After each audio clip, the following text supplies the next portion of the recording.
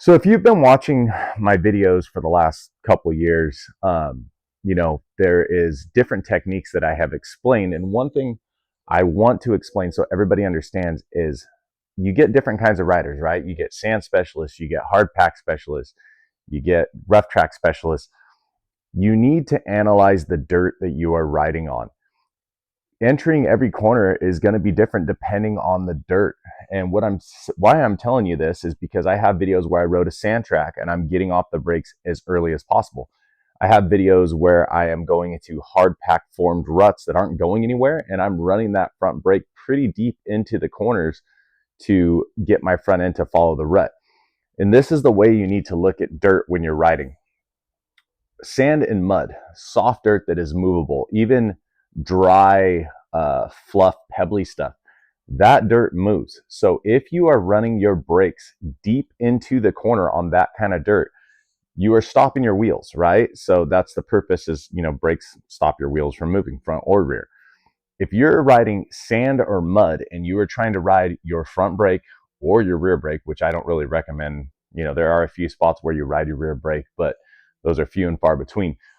That wheel is going to stop and grab whatever it is on top of. So if you're on loose, pebbly soil, you're on silty dust, you're on sand, you're on mud, that brake, if you're riding your front brake too deep into the corner or your rear brake, either one of those tires is going to grab whatever it's on and it's going to move with it. Okay.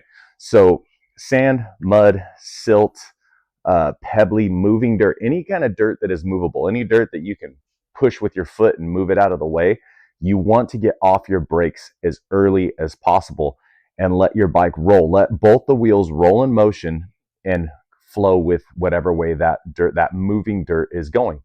The reason I'm bringing this up is I worked with a young man that he's a pro. He's almost top 20 to a couple nationals.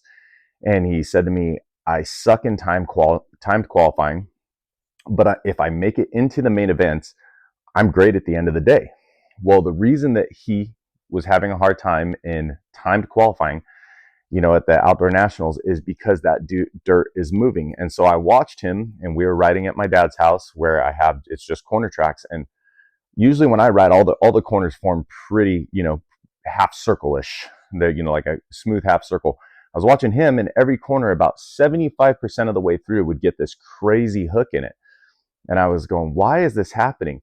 Well, I sat and I watched him, and every time he would ride his rear brake, ride his rear brake, ride his rear brake, and right where that hook would form was where he let go of his rear brake and the suspension would release, and he'd create these crazy hooks and corners.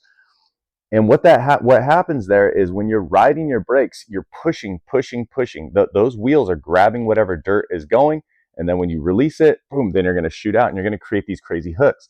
When you have that soft, movable dirt, you need to get off your brakes as soon as possible. Okay, so the reason he does so good when he gets into the main events is because the dirt is formed. So when the dirt is formed and those ruts aren't going anywhere, they're not movable anymore. There's a good hard base rut, which nobody, as hard as they're going to hit that, are going to blow that rut out. It's almost impossible.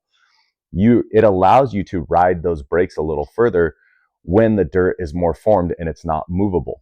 So if you want to, work on that front brake dragging, or, if you're going to find a spot where you think the rear brake dragging is better, which I really don't agree with, but, do it in dirt that is formed where that rut isn't going to go anywhere. And it's actually going to help you follow the path of that rut.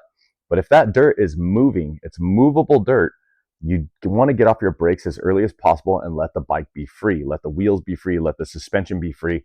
And you'll follow the arc of the mud, the sand, the silt, whatever it is. The bike will be way more controllable if you're off the brakes when the dirt is movable. When the dirt is more formed, then you can ride that front brake. You can go ride that front brake as deep as you want into the rut to help you follow the course. Once you know you're in that rut, you can release it and then power out of the rut. So when you are riding, pay attention to what kind of dirt you're riding.